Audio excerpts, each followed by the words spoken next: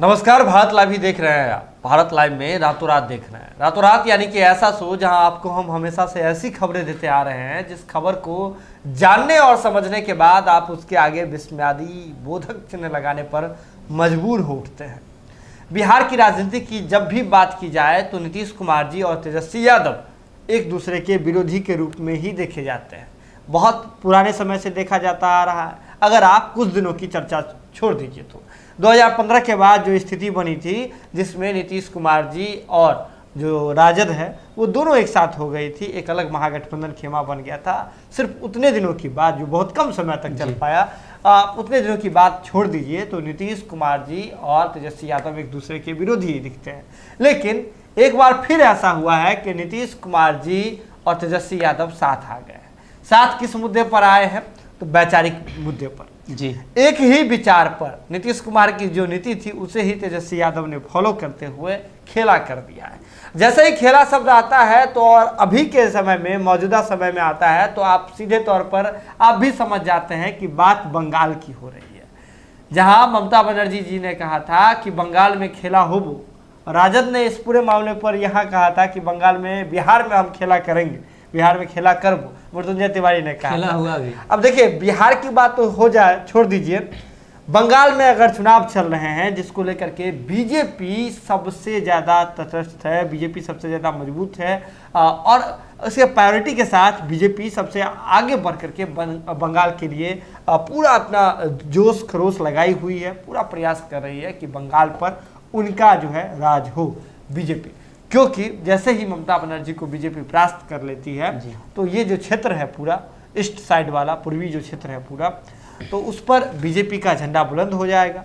और ममता बनर्जी जो भाजपा के खिलाफ जो खेमा बनता है उसके सबसे मजबूत, अभी के समय में सबसे मजबूत जो है नेता दिखती हैं, सबसे मजबूत पार्टी के नेत्री दिखती हैं। तो ऐसे में बीजेपी का सीधा यहाँ मकसद है कि बंगाल पर एक उनका काम जो झंडा लहराए, पताका लहराए और इसके साथ ही जो विपक्ष जो एक बनता, जो मजबूत विपक्ष के रूप में कभी भी भविष्य आने वाले समय में एक प्रारूप ले सकता है मजबूत विपक्ष के रूप में, तो वो बनने से पहले ही ध्वस्त हो जाए। ये बीजेपी की रणनीति थी। इसको लेकर के जब बंगाल की बात आती है तो बिहार के सभी राजनीतिक दल ने, लगभग सभी राजनीतिक दल ने बंगाल पर अपना दांव खेलना शुरू कर दिया था।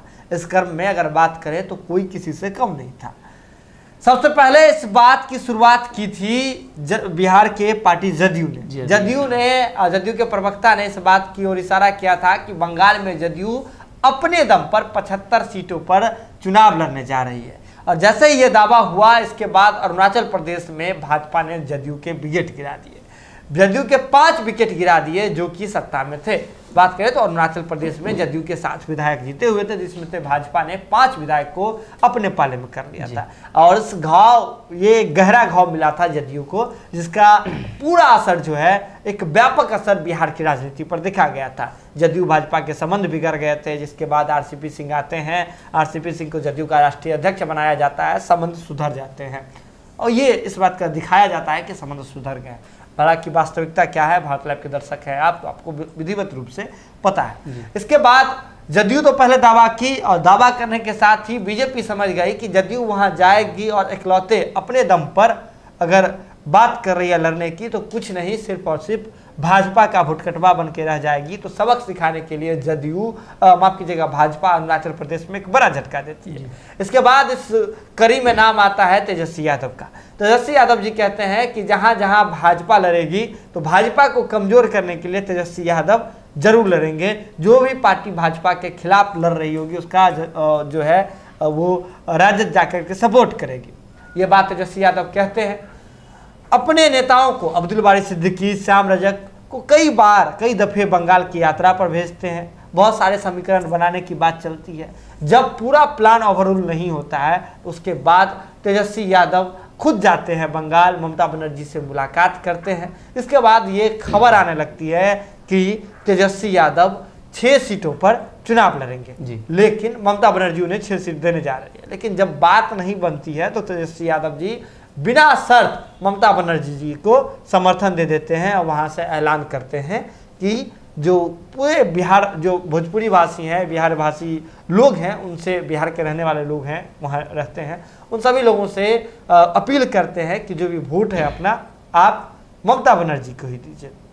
चलिए, सनी है हमारे साथ, सनी से एक बार हम चर्चा कर लेते हैं कि किन किन पार्टियों ने कितने सीटों पर दावा किया था, उसकी हकीकत क्या है हम उसे आपको बताएंगे, लेकिन दावा कितने सीटों पर बिहार की पार्टियों ने किया था कि बंगाल में जाकर के कितने सीटों पर अपनी जो विजय पताका है वो जाकर के लहराएंगे। तो सनी जी, अगर हम बात करें बंगाल चुनाव की तो बहुत पहले से कहा जाता है कि बंगाल फतह के बाद ही भारत को फतह किया जा सकता है। जी, भारत की राजनीति बंगाल से शुरू हुई थी जी, और इस बात को भाजपा जानती है, इसलिए बंगाल में ज़्यादा फोकस की हुई है जी, कि बंगाल किसी तरह से हमारे कब्जे में आ जाए। पुराने समय में हमने देखा था अंग्रेज बंगाल के रास्ते ही भारत आए थे, तो उस तरीके का भाजपा के दिमाग में एक रोड मैप बना हुआ है। लेकिन हम बात कर रहे हैं कि कौन कौन से ऐसे पार्टी हैं बिहार के जिन्होंने दावा किया था जी, तारे तोड़ देंगे, ये कर देंगे, वो कर देंगे, लेकिन सभी दावे खोखले साबित हुए। हम बात करें जेडीयू की, जो अभी बिहार में सत्तासीन पार्टी है भाजपा के साथ, और वहां चुनाव साथ में नहीं लड़ रही है।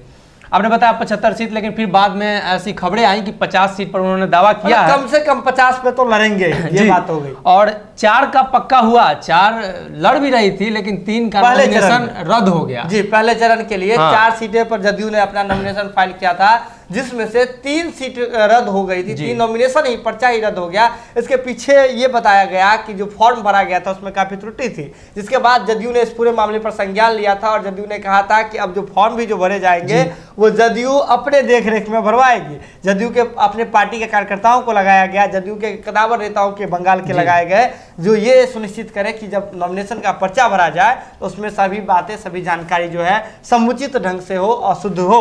ये बात जदयू पहले चरण के बाद सचेत हुई थी, लेकिन इसके बाद इस पूरे कदम में, इस पूरे मामले में आगे बढ़ते हुए जदयू नहीं दिखी। और कैंडिडेट जो जिस बात पर जदयू दावा कर रही थी इतने सीटों पर लड़ेंगे, इसके लिए तो कैंडिडेट भी तो होना चाहिए, मजबूत कैंडिडेट भी तो होना चाहिए। उस दिशा में जदयू आगे कदम बढ़ाते हुए नहीं दिखी। इसके बाद कौन सी पार्टी का नंबर है सनी? जी, जदयू किस तरह, जदयू या बाकी सभी पार्टियां जो बिहार की पार्टी है, बंगाल में चुनाव लड़ रही है, वो किस प्रकार से संवेदनशील है, इस तरह से देखा जा सकता है कि पिछले बार जो चुनाव हुआ उसमें नॉमिनेशन फाइल करने का कुछ प्रावधान बदला गया, बहुत सारे पन्ने बढ़ा दिए गए भरने का। जदयू इस बात को जानती है, भाजपा भी जानती है, सभी पार्टियां जानती है, लेकिन वो किस तरह से संवेदनशील हैं, उस पर किस तरह से ध्यान केंद्रित किए हुए हैं कि उनका 3 पार्टी का नॉमिनेशन रद्द हो जाता है। मतलब मंशा साफ है कि सिर्फ और सिर्फ भाजपा पे प्रभाव डालने के लिए, दबाव डालने के लिए सब किया गया था। बाकी आगे है भाकपा माले, जो 12 सीट पर उम्मीदवार उतार रखी है। जी, पहले इनके बारे में बता दें कि भाजपा माले जो बिहार से, माफ कीजिएगा, भाकपा माले जो बिहार से जा रही थी, वहां उनके साथ कांग्रेस और वाम दल का जो गठबंधन है उसके साथ गठबंधन करने के उद्देश्य से गई थी, लेकिन बहुत सारे मीटिंग के बावजूद वहां भी समीकरण नहीं क्लियर हो पाए, सीट शेयरिंग पर बात नहीं बन पाई। इसके बाद भाकपा माले जो है उन्होंने अकेले इकलौते अपने दम पर वहां 12 सीटों पर कैंडिडेट उतारे हैं, जिसको लेकर के माले जो है अच्छी खासी तैयारी में दिख रही है, उत्साहित दिख रही है। लेकिन अगर मजबूती की बात करें तो ऐसी भी नहीं है कि वो टक्कर दे पाए। बंगाल में जो चुनाव हो रहे हैं उसमें जो वहां की जो पार्टी है,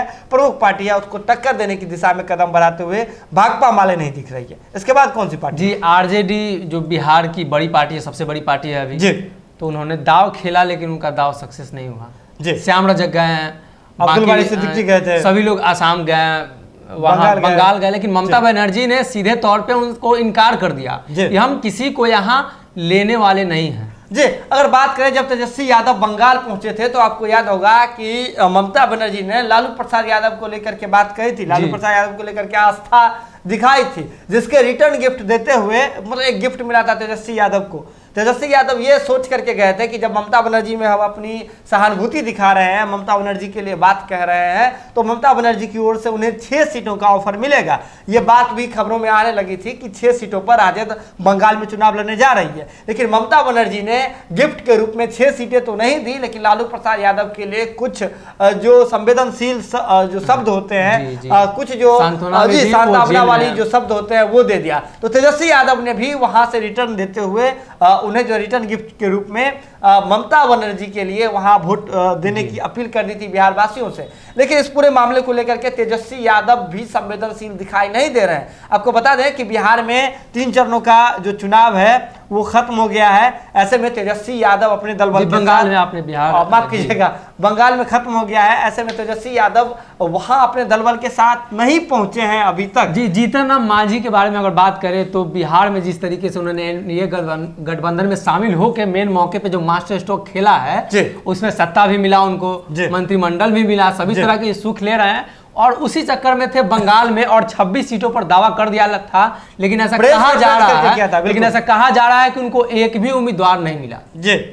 और हम आपको एक और बात बताना चाहेंगे कि ये सभी जो पार्टियां हैं, सभी पार्टियां में पोटेंशियल है, ये कर सकते हैं, लेकिन इनके पीछे जाने के पीछे एक रीजन है। ये सभी पार्टियां जानती है कि नरेंद्र मोदी को अगर हराना है, भाजपा को हराना है, तो सभी लोगों को एकजुट होना होगा। आने वाले लोकसभा चुनाव में सभी लोग एकत्रित होने के लिए ममता बनर्जी पर ज्यादा दबाव नहीं डाल सके जी।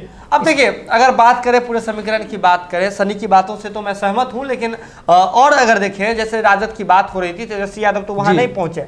लेकिन जब श्याम रजक जी से इस बारे में बात की गई तो उन्होंने कहा कि तेजस्वी यादव जी अपने दल बल के साथ वहां पहुंचने की तैयारी में। अब जब तैयारी में है तो कब पहुंचेंगे? चुनाव बीत जाने के बाद। लेकिन अगर बात करें चौथे चरण से पहले भी पहुंच जाते हैं तो 3 चरण में तो प्रभाव खत्म हो गया। तेजस्वी यादव जो वोट ट्रांसफर करवा सकते थे उस पर कहीं ना कहीं कमजोर दिख रहे हैं तेजस्वी यादव। यानी कि दावा तो बड़ा कर दिया था उन्होंने, लेकिन जब बात नहीं बनी। आपको बता दें, ये प्लान भी तब बन रहा है तेजस्वी यादव जी का वहां विजिट करने का, जब ममता बनर्जी जी ने चुनाव के बीच में ही एक चिट्ठी गैर भाजपाई पार्टियों को जो है उन्होंने संप्रेषित की थी। पार्टी जो है चिट्ठी प्रेषित सपोर्ट मांगा था। हाँ, उसके बाद उन्होंने कहा सपोर्ट के लिए आह्वान किया था, जिसके बाद तेजस्वी यादव इस पूरे मामले पर जो खानापूर्ति कह सकते हैं, खानापूर्ति करने के लिए वहां पहुंच रहे हैं। इसके बाद जीतन राम मांझी जी की बात करें तो 26 सीटों की उन्होंने घोषणा भी कर दी थी। प्रेस कॉन्फ्रेंस करके उन्होंने घोषणा की थी। वहां के प्रभारी उन्होंने बनाया था, बंगाल चुनाव के प्रभारी बनाया था। लेकिन जब बात उम्मीदवार की बात होती है तो ये बात आ रही है, अब खबर आ रही है, बंगाल से खबर आ रही है कि हम पार्टी को वहां उम्मीदवार नहीं मिलते हुए दिख रहे हैं। जीतन राम मांझी जी वहां विजिट करने वाले हैं, लेकिन जीतन राम मांझी जी कब विजिट करने वाले हैं इसको लेकर के अभी तक कोई चीज स्पष्ट नहीं हो पाई है जी। इसमें सुमन जी एक और है, ये जो कांग्रेस पार्टी है, जो बड़ी पार्टी है, वो भी बंगाल में ज्यादा एक्टिव नहीं दिख रही है। 2 चरण के मतदान हुए थे, तब तक गांधी परिवार का एक भी बड़ा नेता, गांधी परिवार मतलब राहुल गांधी, सोनिया गांधी, जो जिनको गांधी परिवार लोग कहते हैं, वो मतलब किसी भी नेता का वहां मौजूदगी नहीं था। तो कहीं ना कहीं ये इशारा करता है कि लोकसभा चुनाव में सभी लोग मिलकर नरेंद्र मोदी के खिलाफ चुनाव लड़ सकते हैं। अब ये तो आने वाले समय में पता चलेगा। हालांकि अगर नीतीश कुमार जी और उनकी पार्टी जदयू लड़ती, अगर जीतन राम मांझी जी की पार्टी अकेले लड़ती और अगर राजद लड़ती, तो कहीं ना कहीं इससे सबसे बड़ा डैमेज जो है भाजपा को ही होने वाला था। तो कहीं ना कहीं सभी लोगों ने भाजपा को जो है सुरक्षित करने का भी काम किया है इस पूरे मामले पर। और ममता बनर्जी जी जो इन सभी चीजों को लेकर के आसानी भी थी कि उन्हें एक्सटर्नल सपोर्ट मिलेगा। बिहार की पार्टियां जो बड़े दावे कर रही थी, उन्होंने एन मौके पर, होता है ना कि आप उकसा करके किसी को पेड़ पर चढ़ा दीजिए और सीढ़ी हटा लीजिए, तो ये काम किया है बिहार की पार्टियों ने। क्योंकि अगर बात करें, अगर जमीनी हकीकत को देखें तो नीतीश कुमार जी अभी तक बंगाल के दौरे पर नहीं गए हैं। जीतन राम मांझी जी अभी तक वहां बंगाल के दौरे पर नहीं पहुंचे। तेजस्वी यादव जी के बारे में बात चल रही है, अब देखिए आने वाले समय में क्या होता है। लेकिन रातों रात का लब्बो लुआब यही है कि बिहार की पार्टियां जो बड़े दावे कर रही थी कि बंगाल में जाकर के अपनी पार्टी का झंडा बुलंद करेंगे, जिसको लेकर के जब जदयू आगे बढ़ी थी तो जीतन राम मांझी जी की पार्टी हम भी आगे बढ़ गई थी। हालांकि सनी आपको यह भी बता दे कि झारखंड आपको बिल्कुल याद होगा, जब भी बात आप जदयू के परिप्रेक्ष्य में करते हैं, नीतीश कुमार जी के परिप्रेक्ष्य में करते हैं, तो झारखंड आपको याद रखना होगा। आपको याद होगा कि झारखंड में जदयू किस उत्साह के साथ चुनाव लड़ने के लिए गई थी। लेकिन नीतीश कुमार जी पहले तो बड़े दावे किए थे, इसके बाद वहां भी प्रचार के लिए नहीं पहुंचे थे। इसके बाद क्या कुछ हुआ था, ये राजनीतिक घटना आपको बिल्कुल याद होगी, दर्शकों को भी याद होगा। तो नीतीश कुमार जी की ये एक अलग नीति रही है कि वो चुनाव से पहले तो बड़े दावे करते हैं, बड़े हुंकार भरते हैं। जैसे कि अभी देखिए जदयू के भीतर बिहार में बात करें तो उपेंद्र कुशवाहा जी भी, जो रालोसपा का विलय करा करके जदयू में आए हैं, वो भी कह रहे हैं कि बिहार के बाहर हम अपनी पार्टी को मजबूत करेंगे। उत्तर प्रदेश हो, झारखंड हो, हर जगह अपनी पार्टी को मजबूत करेंगे। नीतीश कुमार जी यही नीति अपनाते रहे।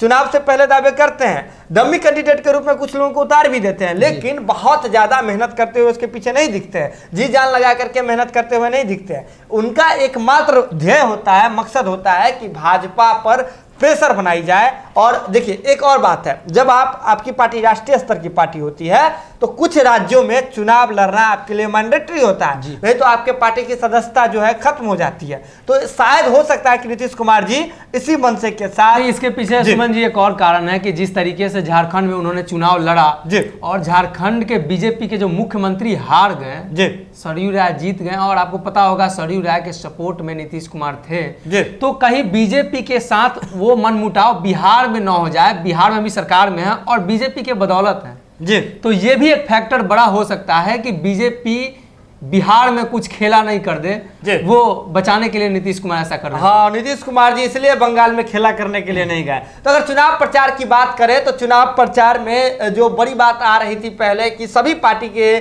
प्रमुख नेता पहुंचेंगे, तो जीतन राम मांझी जी भी चुनाव प्रचार के लिए नहीं पहुंचे हैं, तेजस्वी यादव जी भी अभी तक चुनाव प्रचार के लिए नहीं पहुंचे हैं, नीतीश कुमार जी भी चुनाव प्रचार के लिए नहीं पहुंचे हैं। तो कहीं ना कहीं सीधे तौर पर अगर देखें तो ममता बनर्जी वर्सेस भाजपा की लड़ाई हो रही है बंगाल में। अब देखिए क्या खेला होता है ये तो रिजल्ट में पता चलेगा, लेकिन उस रिजल्ट का हमें भी इंतजार रहेगा। जो कुछ भी अपडेट होगा बात लाइव की टीम सबसे पहले आप तक पहुंचाएगी। इसके लिए जरूरत है कि आप यूं ही बात लाइव को देखते रहें, खबरों को शेयर करते रहें और सहयोग करते रहें। जुड़े रहें बात लाइव के साथ, खबरों का सिलसिला लगातार जारी है। बहुत बहुत धन्यवाद।